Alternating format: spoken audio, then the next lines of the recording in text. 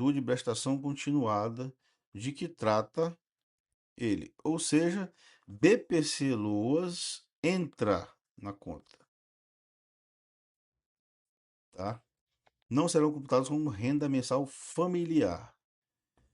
Isso aqui é complicado.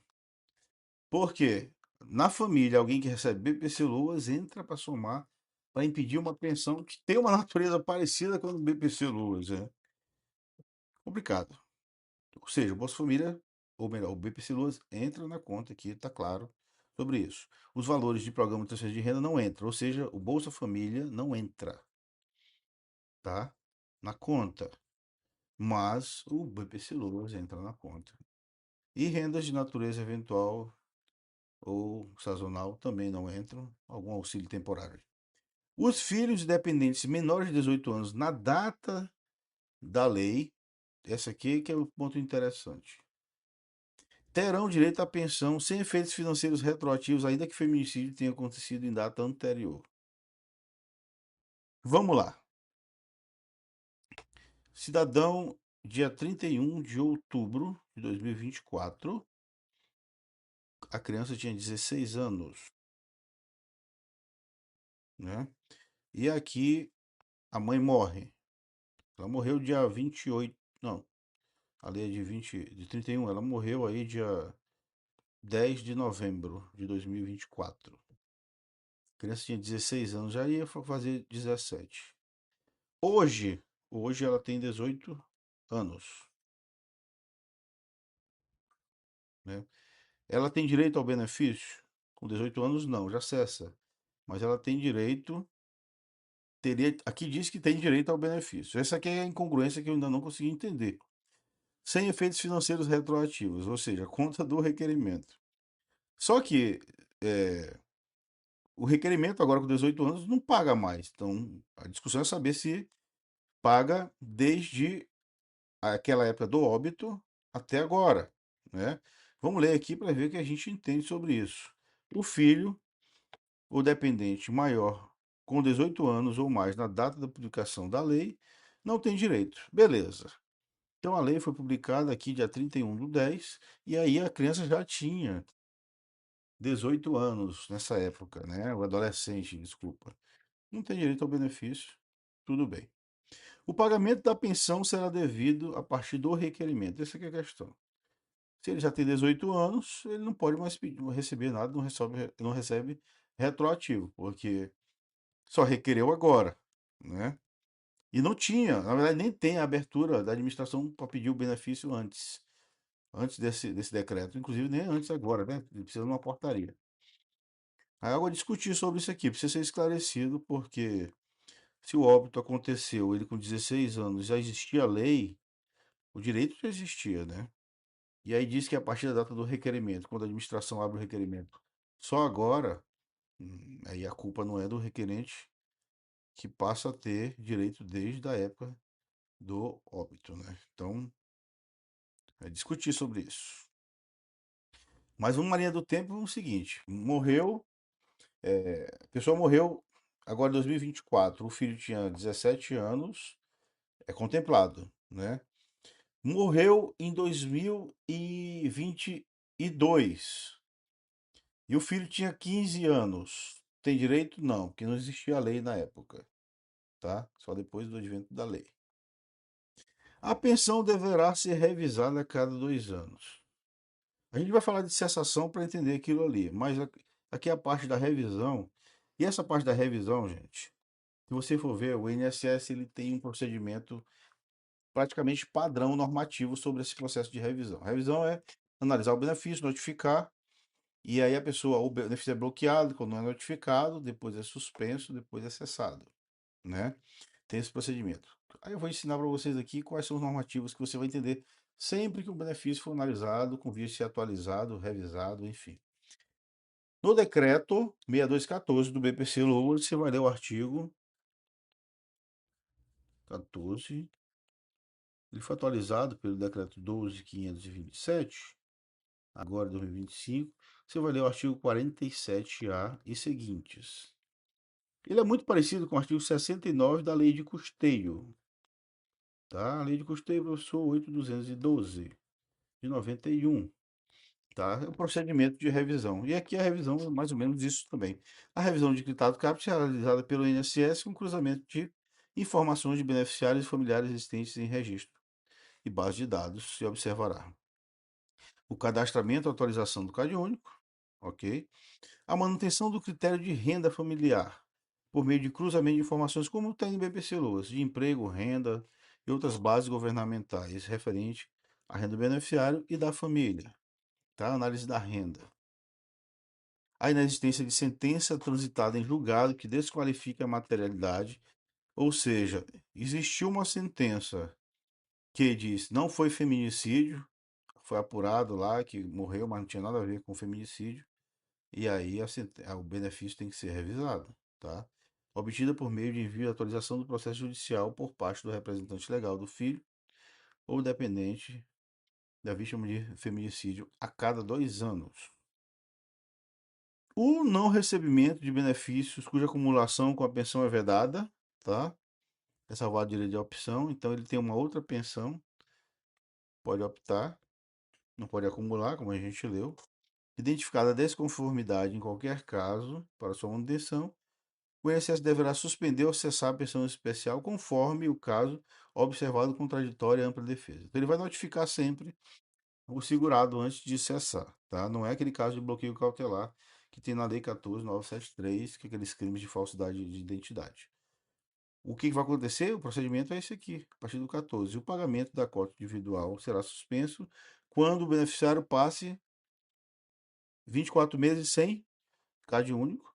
A gente sabe, fica atualizado de 2 em 2 meses, 2 anos, e apresentar a certidão atualizada referente ao processo de feminicídio, na hipótese de não haver sentença. Então ele tem que juntar essas certidões frequentemente, 2 anos. Senão o benefício vai ser suspenso. Cabe ao INSS notificar os beneficiários por meio de seus canais oficiais sobre o prazo de 90 dias para atualizar o CAD único e apresentar a certidão judicial. Ele já deu um prazo aqui de exigência, né? Que é o prazo de regra geral, o prazo de exigência é 30 dias. Aqui é 90 dias.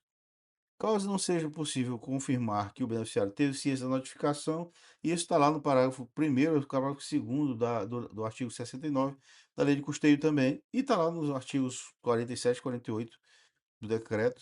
Quando não se identifica a notificação, o INSS bloqueia o benefício por 30 dias com a finalidade de induzir o beneficiário a entrar em contato com eles, tá? E geralmente quando é fraude, por exemplo, se juntar documentos fraudulentos, se notifica, a pessoa nem aparece. Quando notifica não, se bloqueia, né? O valor será desbloqueado imediatamente, será concedido o prazo de creditário CAPT, 90 dias, quando o beneficiário entrar em contato durante o bloqueio. Os 90 dias para juntar a documentação. Decorrido o prazo de que trata o parágrafo primeiro, sem que haja manifestação, aí sim o benefício é suspenso, tá? Estamos analisando o procedimento de revisão. Bom entender isso aqui, porque é tanto para o INSS quanto para o segurado a segurança do procedimento. O pagamento da cota individual cessa. Aqui, gente, é que a gente faz aquela dúvida. O cidadão que tem 18 anos, recebe desde quando a lei foi inaugurada. Como é que está isso, a previsão? Como é esse raciocínio? Se morreu, ele perde a pensão. Quando o filho ou dependente completar 18 anos, perde a pensão. Observado o parágrafo 2º, inciso 3º. O que que é isso aqui?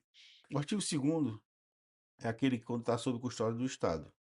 E aqui o inciso 3º é quando o menor faz 18 anos, salvo se o juiz disser que vai pagar para ele depois de 18 anos, porque não quer dar o dinheiro que estava reservado para ele naquele momento. Então aqui a regra é: fez 18 anos, o benefício é cessado. Aí eu faço aquela pergunta: se o benefício é cessado por 18 anos, e hoje ele tem 18 anos, mas há 2 anos atrás ele tinha 16, como é que ele vai receber o benefício desses últimos 2 anos? Que já tinha lei prevendo o benefício, ele foi regulamentado só agora. Essa ponto aqui não está claro aqui sobre isso aqui. Ao meu entender, ele tem esse direito menor, mesmo que hoje ele tenha 18, 19 anos, porque na época ele tinha 16 anos e a lei já existia, né? Mas aqui a lei, inclusive o decreto diz que não paga retroativo. Até que ponto é esse retroativo? Retroativo pagar desde o óbito, né, ou desde o requerimento, tomar cuidado com isso. Não está legal, a redação não está tão clara quanto a isso. Quando for identificada a superação do limite de renda, tá? Benefício cessa, tá? Contraditório para defesa, aquele processo todo. Pela identificação de irregularidade na contenção, concessão, manutenção, observado contraditório para defesa também, vamos lá, uma coisa, documento falso. Estou botando na tela aqui para vocês lerem, tá? Esses dois aqui. E quando a sentença transitar julgado não qualificar como feminicídio, também é cessado aqueles casos. Quando for aplicada medida socioeducativa ao beneficiário, mediante sentença com trânsito em julgado, pela prática de ato infracional análogo ao crime de feminicídio, consumado ou tentado como autor coautor. Então, se o menor estava no meio aí da situação, se ele não foi considerado inimputável, que aí é excepção, excepcional, né? Tirando a inimputabilidade, se ele for partícipe do crime aí, ele enquadrado como pode ter, é ato infracional, né? Não chama de crime, também cessa o benefício. Quando as informações familiares do CAD único, ou certidão do processo, não sejam atualizadas em até 90 dias após a suspensão. Depois que suspendeu, ele tem também prazo de 90 dias e não fez. Aí ele cessa, é o terceiro processo, tá? Aqui o decreto fez uma mistura aqui de hipóteses de direito material que cessa e procedimento de cessação. Ele misturou os dois aqui nesse artigo. Então, por exemplo, não resolveu o CAD único no prazo legal, depois da suspensão vai para a cessação. Fora isso, as hipóteses de direito, como 18 anos, óbito, de direito material. O pagamento da pensão cessará imediatamente após a ocorrência de qualquer das hipóteses previstas no inciso 1 ao 7 do CAPT, e o beneficiário ficará desobrigado, pronto, de ressarcir os valores, exceto má-fé, tá? Então, se ele, aqui o caput do artigo, todas essas hipóteses aqui, ele for cessado o benefício, irregularidade, CAD único, ele não devolve o dinheiro, tá? Não devolve o dinheiro. É isso mesmo. O beneficiário que tiver sua pensão cessada poderá apresentar novo requerimento, respeitado a obrigatoriedade de reavaliação de todos os requisitos, tranquilamente, tá? As decisões proferidas pelo INSS quanto à pensão especial devida aos dependentes de vítima de feminicídio, caberá recurso ao Conselho no prazo de 30 dias a contar da ciência da decisão. Nenhuma novidade. Compete ao Ministério do Desenvolvimento. Vejam, o Ministério do Desenvolvimento e Combate à Fome, no âmbito do sistema de assistência social, monitorar, regulamentar. Então, essa pensão aqui ela é assistencialista, né? Inclusão de beneficiários na pensão especial digitados nesse decreto, suas famílias no serviço de. Então aqui está a natureza assistencial, não tem a natureza previdenciária, chama pensão, mas acaba sendo aqui um benefício assistencial, pelo que eu vejo. Compete ao INSS operacionalizar, devido aos filhos dependentes. Compete ao Ministério da Previdência e da Assistência Fome a gestão da pensão por meio de monitoramento, concessão sobre o CadÚnico. Então, gente, é isso. O benefício de pensão para feminicídio tem esse perfil, um salário mínimo até 18 anos. Com essa documentação, a parte mais fácil é que não precisa sentença transitada em julgado, também não devolve os valores que recebeu. Mas tem todo esse detalhe do prazo de requerimento aí, que tem 18 anos ou menos, e também o fato de requerer ter renda per capita abaixo do quarto salário mínimo e a família ter um conceito muito amplo, mais do que do BPC-Loas, tá? E ficamos com essa aula, vamos agora para a aula da Lei 15.222, que ampliou o salário maternidade durante a prorrogação de internação. Um abraço e até a próxima.